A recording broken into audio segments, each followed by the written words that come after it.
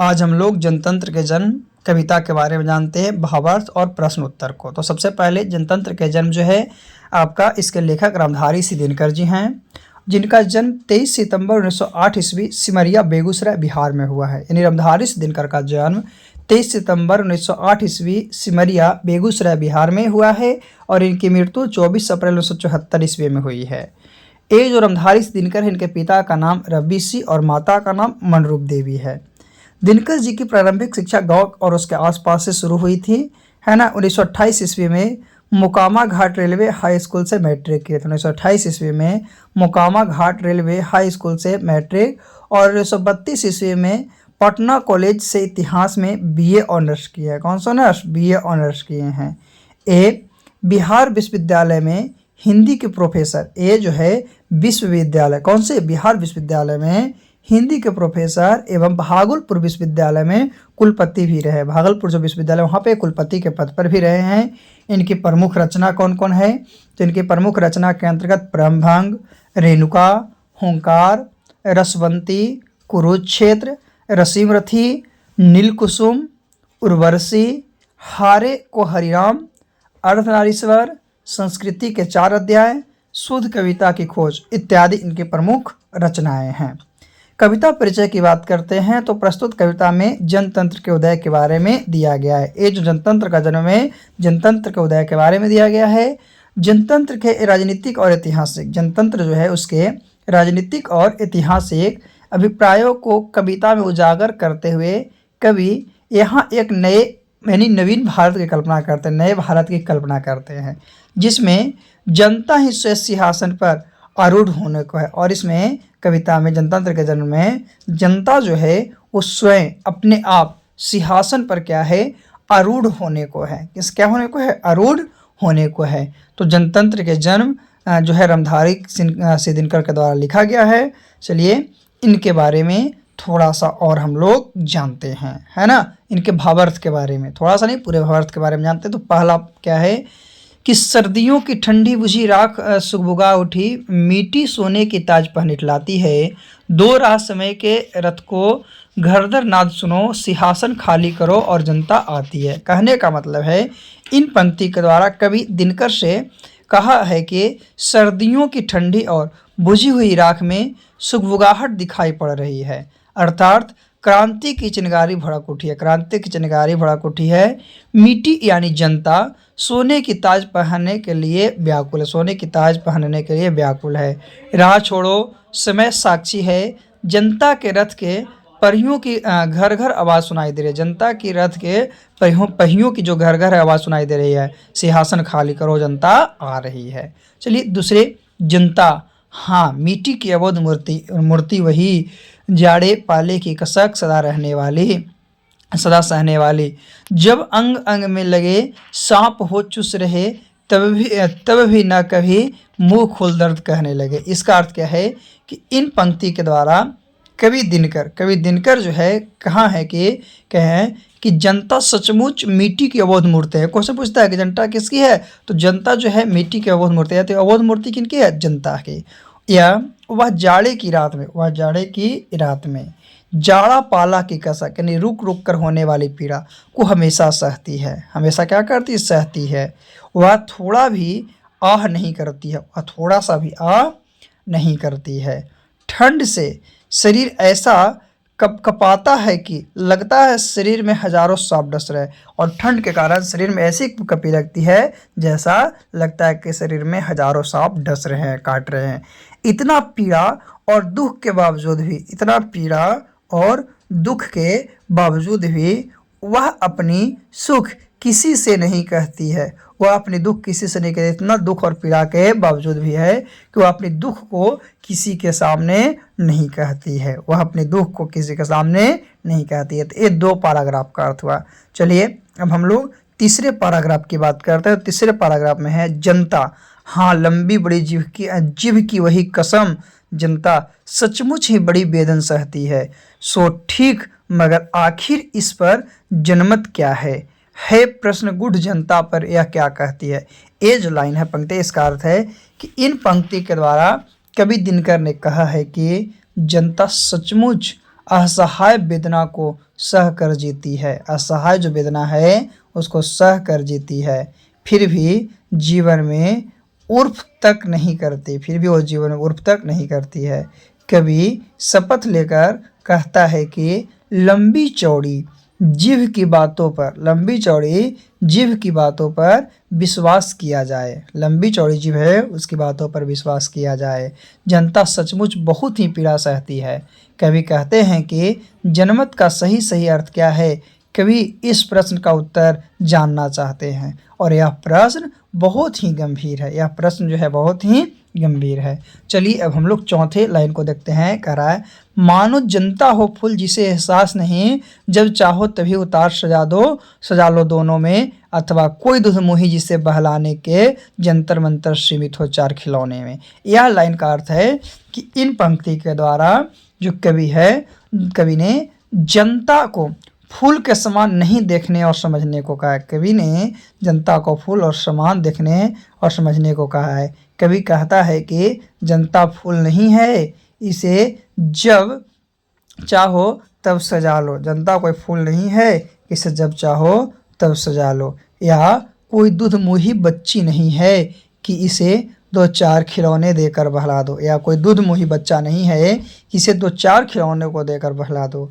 जनता की हृदय और सेवा, जनता के हृदय सेवा और प्रेम से जीता जा सकता है। जनता का जो हृदय है वो प्रेम से जीता जा सकता है, सेवा से जीता जा सकता है। तो ये था आपका चौथे पैराग्राफ का भावार्थ। चलिए हम लोग पांचवें पैराग्राफ की बात करते हैं। तो पांचवा पैराग्राफ में है, लेकिन होता भूडोल बम्बर उठते हैं, जनता तब कोपालकुल हो भिकुट चढ़ाती है। दो राह समय के रथ पर घर घर नाद सुनो, सिंहासन खाली करो जनता आती है। यानी इन पंक्ति के द्वारा कवि कहना चाहता है कि जनता के पास अपार शक्तियां हैं, जनता के पास अपार शक्तियां हैं। जनता जब हुंकार भरती है तो भूकंप आ जाता है। जनता जब हुंकार भरती है तो भूकंप आ जाता है। बर्बर उठ खड़ा होता है। बर्बर जो है उठ खड़ा होता है। जनता के हुंकार के सामने कोई टिक नहीं सकता। जो जनता है उसके हुंकार के सामने कोई टिक नहीं सकता है। जनता की राह को कोई रोक नहीं सकता है। सुनो, जनता रथ पर सवार होकर आ रही है, उसकी राहों को छोड़ दो और सिंहासन खाली करो, क्योंकि जनता आ रही है। अगला जो है आपका पंक्ति वो है, हुंकारों की महलों की नींव उखड़ जाती, सांसों के बल से तेज हवा में उड़ता, जनता की रोके राह समय में ताब, जहाँ जिधर चाहती काल उधर मुड़ता है। कहने का मतलब है कि इन पंक्ति के द्वारा कवि दिनकर कहते हैं कि जनता के हुंकार से, जनता की ललकार से महलों की नींव उखड़ जाती है। किसकी? महलों की नींव उखड़ जाती है। जनता के सांसों के बल से राजमुकुट हवा में उड़ते हैं। राजमुकुट कहाँ? हवा में उड़ते हैं। समय में वह शक्ति नहीं है जो जनता की राह को रोक सके। जनता ऐसी चाहती है, समय भी वैसे ही करवट लेती है। जनता जैसा चाहती है, समय वैसे ही करवट को लेता है। समय क्या करता है? वैसे ही करवट को लेता है। तो अभी तक हम लोग 6 पैराग्राफ को, 6 जो आपका लाइनिंग था उसका अर्थ को जान चुके हैं, है ना।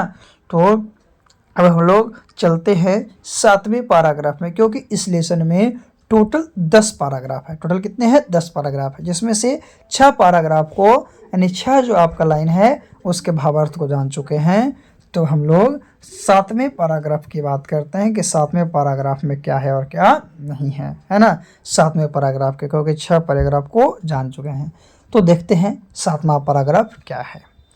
तो 7वां है कि अरे शताब्दियों सहस्त्रवाद का अंधकार, शताब्दियों सहस्त्रवाद का अंधकार, बीता गवाच अंबर के दहके जाते हैं, यह और नहीं कोई जनता के स्वप्रम अजय, चिरते तिमिर का बश उमड़ते आते हैं। इसका अर्थ क्या है कि इन पंक्तियों के द्वारा कवि दिनकर ने कहा है कि बरसों, सैकड़ों वर्षों, हजारों वर्षों का अंधकारमयी समय बीत गया। अंधकारमयी समय जो है बीत गया है। यह जनता के स्वप्रज्ञ है, संपन्न है, जो अंधकार को चीरते हुए भी धरा पर उतर रहे, जो अंधकार को चीरते हुए भी क्या कर रहे हैं? धरा पर उतर रहे हैं। अगला जो है वह है, सबसे विराट जनतंत्र जगत आ पहुंचा, 33 कोटि हित सिंहासन तैयार करो, अभिषेक आज राजा का नहीं प्रजा का है, 33 कोटि जनता के सिर पर मुकुट धरो। इन पंक्ति के द्वारा कवि कहते हैं कि भारत में लोकतंत्र का उदय हो रहा है। भारत जो है वहाँ पे लोकतंत्र का उदय हो रहा है। भारत स्वाधीन हो चुका है। यहाँ लोकतंत्र की स्थापना हो रही है। यहाँ पे लोकतंत्र की स्थापना हो रही है। 33 करोड़ जनता की हित की बात है। 33 करोड़ जनता है, उसकी हित की बात है। 33 करोड़ सिंहासन तैयार करो, क्योंकि अभिषेक राजा की नहीं बल्कि जनता का होने वाला है। अगर 33 करोड़ जनता है तो 33 करोड़ सिंहासन को तैयार करो, क्योंकि अभिषेक जो है राजा का नहीं बल्कि जनता का होने वाला है। आज का शुभ दिन, आज का जो शुभ दिन है वो 33 करोड़ जनता के सिर पर मुकुट रखने का। आज का जो शुभ दिन है 33 करोड़ जो जनता है उसके सिर पर मुकुट रखने का है। उनके लिए आज शुभ दिन है। उनके लिए आज क्या है? शुभ दिन है। तो ये था आपका इस पंक्ति का भावार्थ। चलिए अब हम लोग आगे चलते हैं। आगे जो पंक्ति है उसके भावार्थ, यानी एक कहानी जो है आपका जनता के संदेश को पहुंचाती है, लोकतंत्र से परे कराती है कि लोकतंत्र क्या है, कैसे इससे हम लोग हट सकते हैं, इसमें कितनी जनता है और सब जनता जो है अपने मन का है और सब जनता सिंहासन पर बैठना चाहती है। चलिए अब हम लोग अगले पैराग्राफ की बात करते हैं। तो अगले पैराग्राफ में है क्या? आरती लिए हुए किसे ढूंढता मूर्ख मंदिरों राजप्रसादों में तहखानों में, देवता कहीं सड़क पर गिट्टी तोड़ रहे, देवता मिलेंगे खेतों में खलिहानों में। कहने का मतलब क्या है इन पंक्ति के माध्यम से कि इन पंक्ति के द्वारा कवि कहना चाहता है कि आरती लेकर मूर्ख बनकर किसे ढूंढ रहे हो? मंदिरों में, राजमहलों में, तहखानों में देवता नहीं मिलेंगे, इस भी जगह पर देवता नहीं मिलेंगे। वास्तविक देवता तो सड़कों पर गिट्टी तोड़ने वाले मजदूर और खेत खलिहान में काम करने वाले किसान हैं। रियलिटी देवता वही है। अर्थात कवि ने जनता को वास्तविक देवता कहा है। कवि जो है किसको वास्तविक देवता कहा है? तो कवि जनता को वास्तविक देवता कहे हैं। फिर अगला पंक्ति है, फावड़े और हल राजदंड बनने को है। फावड़े और हल राजदंड बनने को है। धूसरता सोने में श्रृंगार सजाती है, सोने में श्रृंगार सजाती है। दो राह समय के रथ पर घर नंदा सुनो, सिंहासन खाली करो जनता आती है। इस पंक्ति के द्वारा कवि दिनकर ने कहा है कि लोकतंत्र में जनता ही सर्वोपरि है। लोकतंत्र जो है उसमें जनता ही सबसे ऊपर है। लोकतंत्र का राजदंड कोई राजपात्र, कोई हथियार या कोई औजार नहीं है। लोकतंत्र का राजदंड है कोई राजपात्र या कोई हथियार या कोई औजार नहीं है। लोकतंत्र का मूल राजदंड जनता का हल और कुदाल है। जनता का हल और क्या है? कुदाल है। इसी से वह धरती से सोना उगाता है। इसी के माध्यम से वह धरती से क्या करता है? सोने को उगाता है। धरती की धूसरता का श्रृंगार आज सोना से सजा हुआ है, अर्थात धूल ही स्वर्ण है। रास्ता शीघ्र दो, यानी रास्ते को जल्दी दो। सिंहासन शीघ्रता से खाली करो और देखो जनता स्वयं क्या कर रही है? आ रही है, यानी कि जनता खुद से आ रही है। इसीलिए सिंहासन को क्या करो? खाली करो। सिंहासन को खाली करो। तो ये था आपका भावार्थ सभी पंक्तियों का। सभी पंक्तियों के भावार्थ के बारे में हम लोग जान चुके हैं। अब इस लेसन के महत्वपूर्ण क्वेश्चन को देखते हैं। सम इम्पोर्टेंट क्वेश्चन जो आपका इस लेसन का है। तो सबसे पहले जनतंत्र के जन्म के सबसे पहला प्रमुख क्वेश्चन है कि कवि की दृष्टि में आज के देवता कौन है, वो कहाँ मिलेंगे? ये 2011 में पूछा है, 16 में पूछा, 17 में पूछा है। तो कवि ने भारतीय प्रजा को जो खून पसीना बहाकर देश हित में कार्य करता है, जिसके बल पर क्या है कि देश में सुख संपदा स्थापित होती है। सुख संपदा स्थापित होती है। किसान मजदूर जो स्वयं आहूत होकर देश को सुखी बनाते हैं, आज के देवता वही हैं। यानी कवि के दृष्टि में आज का देवता जनता है, जो कि आपके देश को सुखी बनाते हैं। दूसरा क्वेश्चन है जो कि 13 में पूछा है, 12 में पूछा है कि देवता मिलेंगे खेतों में खलिहानों में।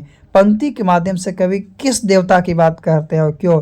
तो प्रश्न के पंक्ति के माध्यम से कवि जो है आपका जनता रूपी देवता की बात करता है। जनता के रूप में जो देवता है उनकी बात करते हैं, क्योंकि कवि की दृष्टि में कर्म करता हुआ परिश्रमिक व्यक्ति ही देवता स्वरूप है। कवि के नज़र में जो कर्म कर रहा है वही परिश्रम करने वाला व्यक्ति ही देवता के रूप में है।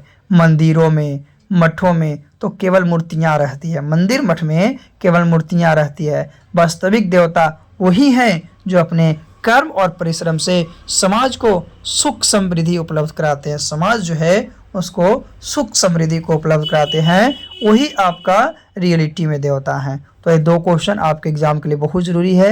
एक पहला क्वेश्चन था 2011 में, 16 में और 17 में पूछा गया है।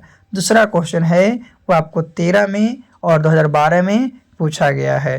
तो चलिए अब हम लोग बिना देरी किए हुए अगले क्वेश्चन की बात करते हैं। अगला क्वेश्चन क्या है? ऐसे हम अभी जनतंत्र के जन्म में 2 क्वेश्चन को जान चुके हैं और तीसरी क्वेश्चन की बात करते हैं। तो देखते हैं कि तीसरा क्वेश्चन कौन सा है। तो तीसरे क्वेश्चन की ओर हम लोग अग्रसर होते हैं, आगे बढ़ते हैं कि तीसरा क्वेश्चन है क्या। ऐसे ये सभी क्वेश्चन आपके एग्जाम के लिए क्या है, बहुत ज़रूरी है, क्योंकि आपको इसीलिए इंडिकेट कर दिया गया है कि कौन सा क्वेश्चन कब पूछेगा, कौन सा क्वेश्चन कब पूछेगा। तो तीसरी की बात करते हैं। तीसरी क्या है क्वेश्चन? तो तीसरी है, कवि की दृष्टि के समय में रथ का घर घर नाद क्या स्पष्ट करें। या इसी क्वेश्चन को दूसरे तरफ से बोलता है कि दिनकर की दृष्टि में समय के रथ का घर घर नाद क्या स्पष्ट करें। तो कवि ने सदियों से राजतंत्र में साहित्य जनता के जागृति को उजागर करते हुए समय के चक्र की ओर लोगों का ध्यान आकृष्ट किया है। राज सिंहासन पर प्रजा आरूढ़ होने जा रही है। समय की पुकार की क्रांति की शंखनाद के रूप में रथ का घर घर नाद है। इस 16 में पूछा गया था। 17 में कौन सा क्वेश्चन पूछा गया है इस लेसन से? तो 17 में पूछा गया है कि कवि जनता के स्वयं के किस तरह चित्र खींचता है। तो भारत की जनता सदियों से युगों से राजा के अधीनस्थ रही है, लेकिन कवि ने कहा है कि चिरकाल से अंधकार में रह रही जनता राजतंत्र को उखाड़ फेंकने का स्वप्न देख रही है। ये राजतंत्र समाप्त होगा तब जनतंत्र कायम होगा। राजा नहीं बल्कि प्रजा राज करेगी। फिर क्वेश्चन है जो कि 14 में पूछा है कि कवि ने जनता को दुधमुही क्यों कहा है। तो सिंहासन पर आरूढ़ रहने वाले राजनेताओं की दृष्टि में जनता फूल और दुधमुही बच्ची की तरह है। रोती हुई दुधमुही बच्ची को शांत रखने के लिए उसके सामने खिलौने दिए जाते, उसी प्रकार रोती हुई जनता को खुश करने के लिए कुछ प्रलोभन दिए जाते। यही राजनेताओं का काम है। तो इस तरह से ये लेसन आपका क्या हुआ, समाप्त हुआ।